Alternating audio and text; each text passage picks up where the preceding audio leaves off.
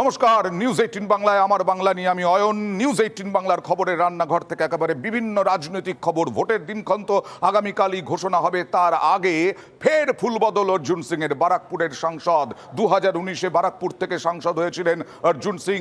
আজকে দিল্লিতে দাঁড়িয়ে অমিত মালভিয়ার উপস্থিতিতে তিনি আবার বিজেপিতে যোগ দিলেন। কয়েকদিন আগেই বিজেপিতে যোগ দেওয়ার কথা বলেছিলেন, কারণ টিকিট পাননি তৃণমূলের থেকে, তার গোঁসা হয়েছিল। আর দেখাবো অর্জুন সিং কবে তৃণমূল ছেড়েছিলেন, বিজেপিতে যোগ দিয়েছিলেন, কবে বিজেপি ছেড়ে আবার তৃণমূলে এসেছিলেন, এবং তারপরে আবার আজকে 14ই মার্চ 2019, 5 বছর আগে, আজকের আগের একদিন আগে তিনি যোগ দিয়েছিলেন বিজেপিতে, তৃণমূল ছেড়ে বিজেপিতে। তারপরে পার্থ ভৌমিক, রাজ চক্রবর্তী, রফিকুর রহমান, জ্যোতিপ্রিয় মল্লিক 22শে মে 2022-এর উপস্থিতিতে বিজেপি ছেড়ে তৃণমূলে যোগদান করলেন। আবার আজকে, আবার 15ই মার্চ 2024, এবং যা জানা যাচ্ছে তাতে বারাকপুর থেকেই তিনি প্রার্থী হতে চলেছেন।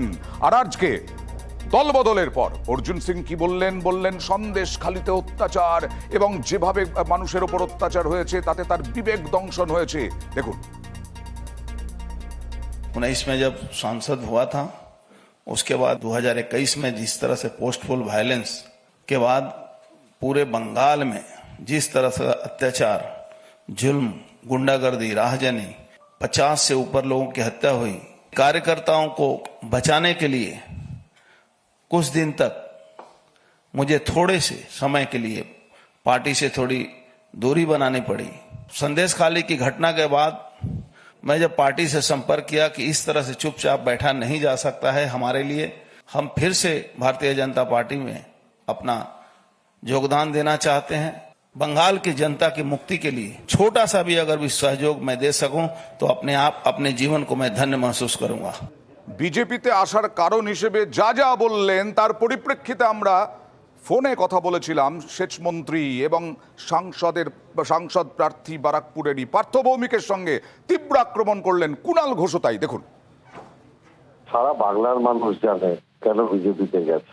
1 পয়েন্ট এজেন্ডা হচ্ছে আমাকে পথ পেতে হবে। দল ফল কোনো ম্যাটার না, আদর্শ নীতি কোনো ব্যাপার না, ক্ষমতায় থাকতে হবে, ক্ষমতার মোহে, ক্ষমতার অহংকারে মানুষকে পদদলিত করতে হবে। বাংলার নেত্রী মমতা ব্যানার্জি এবং সাধারণ সম্পাদক অভিষেক ব্যানার্জি এটা বুঝতেই পেরেছিলেন যে উনি তৃণমূলে আসার পরেও বিজেপির সাথে গোপনে আঁতাত রাখছিলেন। নইলে কেউ দুদিনের মধ্যে বিজেপিতে চলে যেতে পারে, টিকিটের দাবিদার হতে পারে। সন্দেশখালী মানুষ কি অবস্থায় আছে, যে কোনো মানুষের যা সমস্যা ছিল মমতা বন্দ্যোপাধ্যায় সবার সমস্যার কথা শুনেছেন এবং তার স্থায়ী সমাধান করেছেন। সেটা অন্য কোনো রাজ্যে এরকম ভাবে হয় না। তৃণমূল ক্যান্ডিডেট করেনি, সেই জন্য একজন চলে যাচ্ছেন যিনি আবার বিজেপি থেকেই এসেছিলেন। আমি ব্যারাকপুরের বিজেপি কর্মীদের বলবো, পার্থ ভৌমিককে ভোট দিন। যদি আপনাদের আত্মসম্মান বলে কিছু থাকে তাহলে সরাসরি জোড়া ফুলে ভোট দিন। জোড়া ফুলের বাতিল কাউকে ভোট দেবেন কেন? আপনারা একবার যার হয়ে কাজ করেছেন তিনি আপনাদের পার্টি ছেড়ে তৃণমূলে চলে এসেছেন, তৃণমূল টিকিট দেয়নি বলে আপনাদের কাছে যাচ্ছে।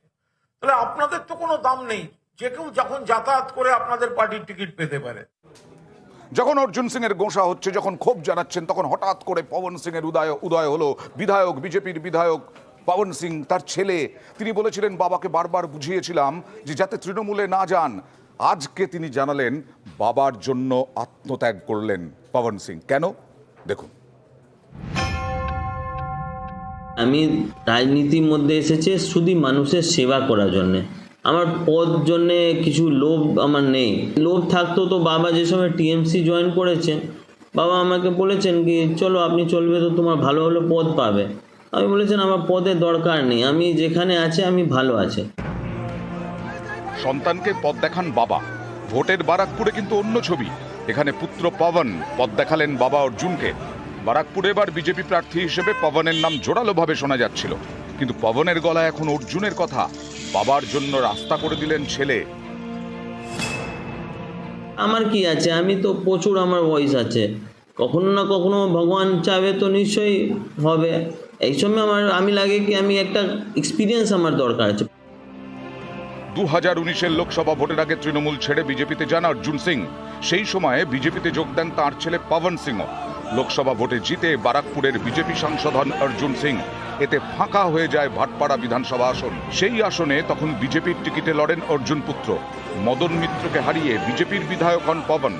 এবার 24-এর লোকসভা ভোটে তৃণমূলের টিকিট পাননি অর্জুন। এরপরেই জল্পনা তৈরি হয় অর্জুনের বিজেপিতে ফেরা নিয়ে। শেষমেশ আবারও বিজেপিতেই ফিরলেন অর্জুন সিং।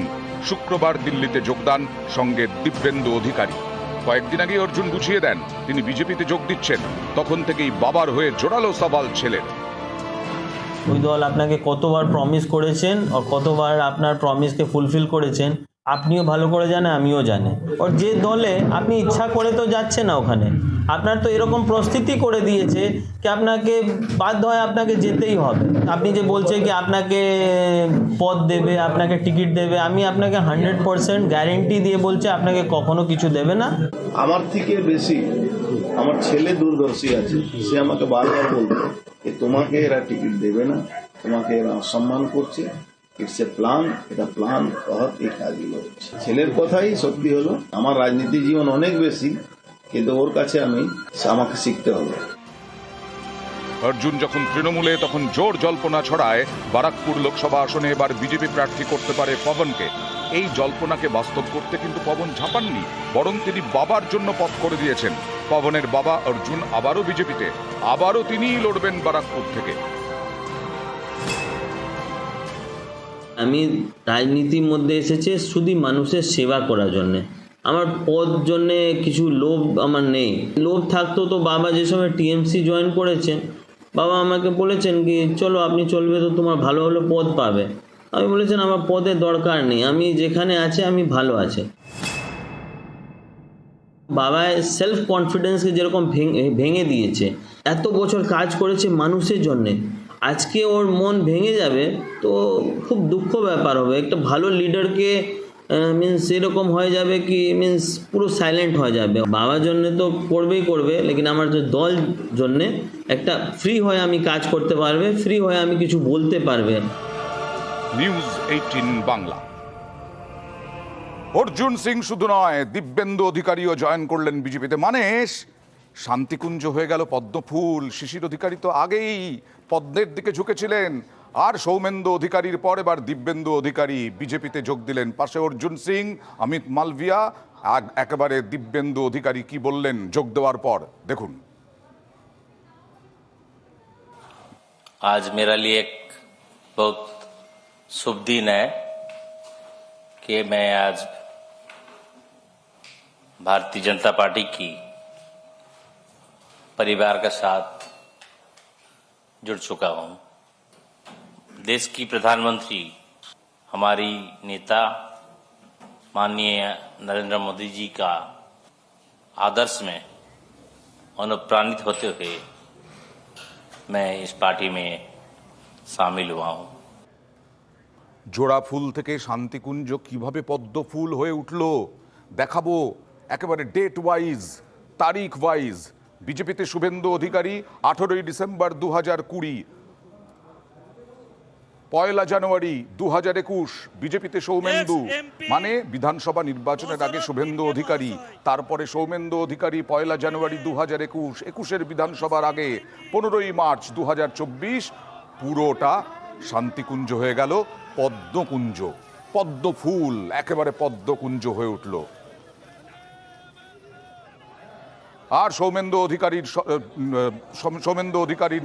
যিনি শুভেন্দু অধিকারীর ভাই, তিনি কাঁথিতে এবার দাঁড়িয়েছেন, কাঁথিতে প্রতিদ্বন্দ্বিতা করছেন। কাঁথিতে দুজনের মিছিল, শুভেন্দু অধিকারী আর সৌমেন্দু অধিকারীর মিছিল আজকে করলেন সৌমেন্দু অধিকারীর সমর্থনে বিরোধী দলনেতা দাদা শুভেন্দু অধিকারী। কি বললেন সেখান থেকে দেখুন। কাঁথি 3 লাখে যেতাম, বাকি রাজ্যটা বুঝে নেব, রাজ্যটা বুঝে নেব। বেশি দিন আর রাজনৈতিক আয় নেই দিলাম। গ্রাম রেডি তো, সব বুথ রেডি তো, সব পঞ্চে ছাপ তো, এইবার 400 পার তো, আবার মোদিজি তো। আর যার সঙ্গে সাপে নেউলে সম্পর্ক শুভেন্দু অধিকারীর, সেই কুণাল ঘোষ তীব্র আক্রমণ করলেন। Buy one get one free, buy one get one free, তার আলাদা কোনো প্রোডাক্ট ভ্যালু থাকে না। কোনো কিছুর সঙ্গে একটা দিয়ে দেয়, প্যাকেটে জুড়ে দেয়, প্যাকেটে জুড়ে। ও সাংসদ ছিল, ওর দাদা ওকে সাংসদ বলেও মনে করছে না, অন্য ভাইকে সাংসদের টিকিট দিয়ে দিয়েছে। ওর দুঃখটা বুঝুন, ও যাবে কোথায়? খারাপ মানসিক যন্ত্রণার মধ্যে আছে। Buy one get one free ওই প্যাকেজে চলে গেছে। পদ্মকুঞ্জ হয়ে উঠল শান্তিকুঞ্জ। কথা বলবো প্রতিনিধি সুজিতের সঙ্গে। আসলে পদ্মকুঞ্জ হয়ে বা তিনজন ভাই দাদা বিজেপির হয়ে লড়াইয়ে নামবেন, তাতে কি ওইখানে তমলুকে, কাঁথিতে, পূর্ব মেদিনীপুরে তৃণমূলের পক্ষে কিছুটা ধাক্কা হবে?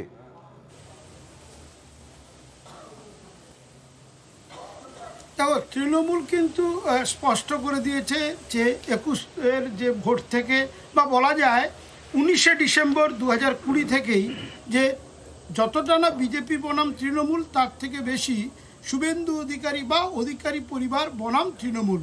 এবং সেখানেই কিনা এই লোকসভা ভোটের ঠিক আগে আগে দেখা যাচ্ছে কি একজন প্রার্থী হয়েছেন, তিনি পদ্ম প্রতীকে, তিনি সৌমেন্দু অধিকারী, যিনি 2021-এর 1 জানুয়ারি কাঁথিতে ডরমেটরির মাঠে আনুষ্ঠানিকভাবে বিজেপিতে যোগ দিয়েছিলেন।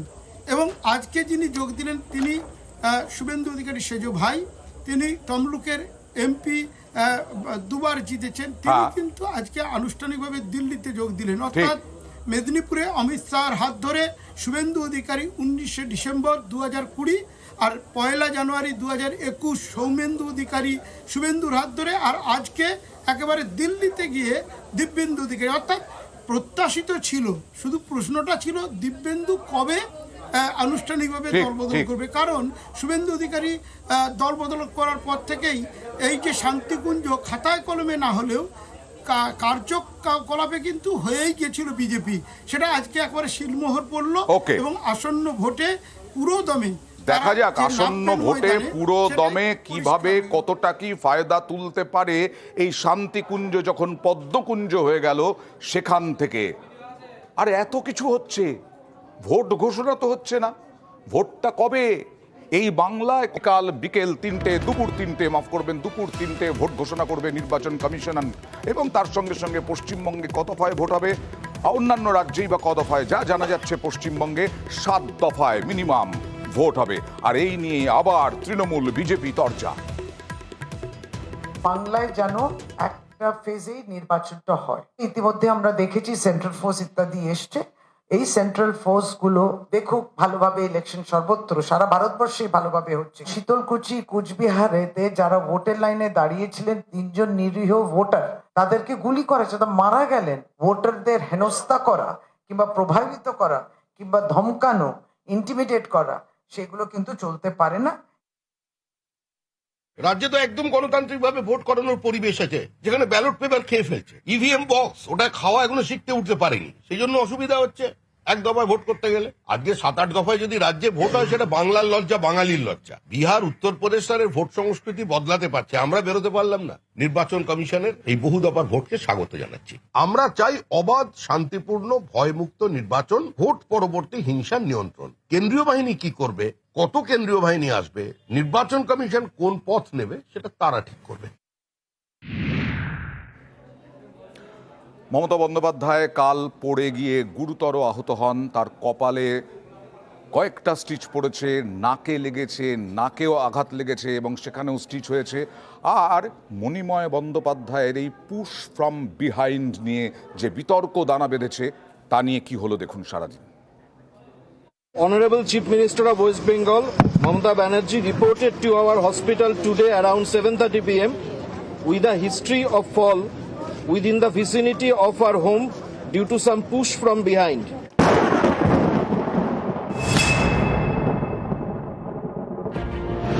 বৃহস্পতিবার বাড়িতে পড়ে গিয়ে আহত হন মুখ্যমন্ত্রী। কপালে ও নাকে গুরুতর আঘাত পান। এ নিয়ে এসএসকেএম এর অধিকর্তা বলেন পুশ ফ্রম বিহাইন্ডের কথা জানিয়ে বিতর্ক তৈরি হয়। পরে নিজের মন্তব্যের ব্যাখ্যা দেন এসএসকেএম এর অধিকর্তা। That is not an issue. We have clarified yesterday clearly. This is a sensation of push from behind, which happens when a person. It actually doesn't happen. That I cannot say because this is a sensation of pushing from behind. Maybe an interpretation which has been misinterpreted. I have clarified yesterday clearly. This is a sensation of pushing from behind, which led to the fall. পড়ে গিয়ে গুরুতর চোট। কালীঘাটের বাড়ি থেকে সোজা এসএসকেএমে নিয়ে যাওয়া হয় মুখ্যমন্ত্রীকে। কপালে 3টি এবং নাকে 1টি সেলাই পড়ে। এরপর মেডিকেল বুলেটিন পড়ে শোনানোর সময় এসএসকেএমের অধিকর্তা মণিময় বন্দ্যোপাধ্যায়ের বক্তব্যে তৈরি হয় বিতর্ক। Honorable Chief, within the vicinity of our home, due to some push from behind. Maybe an interpretation which has been misinterpreted. I have clarified yesterday clearly. This is a sensation of pushing from behind, which led to the fall. পিছন থেকে ধাক্কা দেওয়া হয়েছে এরকম অনুভূতি কখন হতে পারে? কোন শারীরিক এবং মানসিক অবস্থায় এরকম মনে হতে পারে? কিছু নিউরোলজিক্যাল সমস্যায় অনেক সময় দেখা যায় পিছন দিকে আমাকে টানছে বা মাথাটা পিছন দিকে টলে যাচ্ছে, সেটা বয়সের সাথে সাথে অনেক সময় বাড়ে। সেই জন্য বয়সের সাথে সাথে আমরা দেখেছি দ্রুত চলার যে টেন্ডেন্সি সেটা অনেক সময় বিপজ্জনক হয়। আরেকটা ঘটনা এরকম ঘটতে পারে যদি কারো খুব অ্যাডভান্স সার্ভাইকাল স্পন্ডাইলোসিস থাকে। আরেকটা ওনার ক্ষেত্রে যেটা সম্ভাবনা দেখা যেতে পারে, হাঁটুতে যে অস্টিও আর্থ্রাইটিস হয় সেটার জন্য কিন্তু অনেক সময় মনে হতে পারে যে পায়ের ওই মাসেলটা একটা বিশেষ সময় যেন আসছে না, পাটা যেন কেউ পিছন দিকে টেনে রেখেছে। এরকম 3-4টে কারণে পড়ে যাওয়ার সময় ওনার মনে হতে পারে যে আমাকে যেন কেউ পিছন দিকে টানছে। নিউজ 18 বাংলা। বীরভূমে মামার বাড়ি মমতা বন্দ্যোপাধ্যায়ের। মামা সাবধানে চলাফেরা করার উপদেশ দিলেন, আর মামাতো ভাইয়ের স্ত্রী তিনি পুজো দিলেন তার দিদির সুস্থতা কামনায়। আপনারা দেখছেন সেই ছবি। মমতা বন্দ্যোপাধ্যায়ের মামা তিনি উপদেশ দিলেন, আর সঙ্গে সঙ্গে তার মামাতো ভাইয়ের স্ত্রী কেমন থাকবে, তাড়াতাড়ি সুস্থ হোক এটা আমরা কামনা করছি। সাবধানে চলাফেরা করার জন্য বলছি। নানা রকম চিন্তা হয়, বারবার হচ্ছে এই ঘটনা, রাত্রে ঘুম হয়নি। আবার রাজনৈতিক তরজা, কারণ লোকসভা ভোটের আগে 14 কোটি টাকা রাস্তা সংস্কার। দেখুন,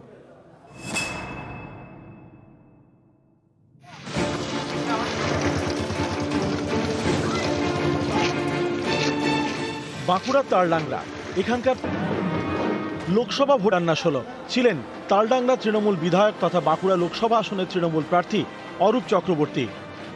এলাকার মানুষের মধ্যে একটা আনন্দ উৎসাহ, এতদিন ধরে রাস্তাটা হচ্ছিল না, মানুষ অনেক কষ্ট পাচ্ছিল, গর্ত ছিল।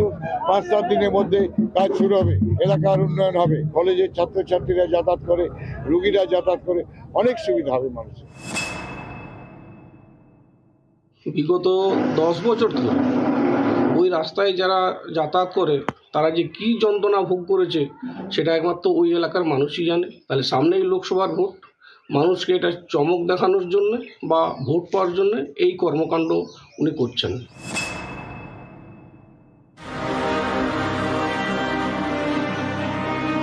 পুরুলিয়া পুরসভার 23টি ওয়ার্ড, পুরো এলাকার রাস্তায় কোথাও উঠেছে পিচ, কোথাও খানাখন্দ। এমনই 33টি রাস্তা সংস্কারের কাজ শুরু করেছে পুরসভা। রাজ্য সরকারের স্পেশাল ফান্ড থেকে বরাদ্দ করা হয়েছে 3 কোটি টাকা। আমরা খুব খুশি, আমাদের গাড়ি যাওয়া আসা যাতায়াত করার জন্য খুব অসুবিধা ছিল, ভেঙে আর একদম হয়েছে।